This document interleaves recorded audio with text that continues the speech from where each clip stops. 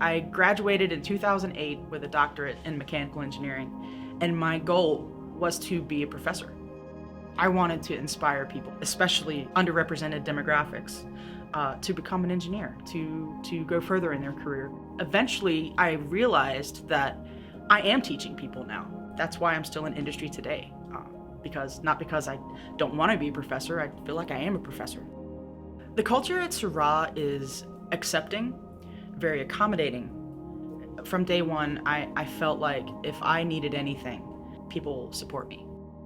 It's about the respect and the acknowledgement that I'm an expert in my field. You're valuable to this company. We see promise in you and want to nurture that.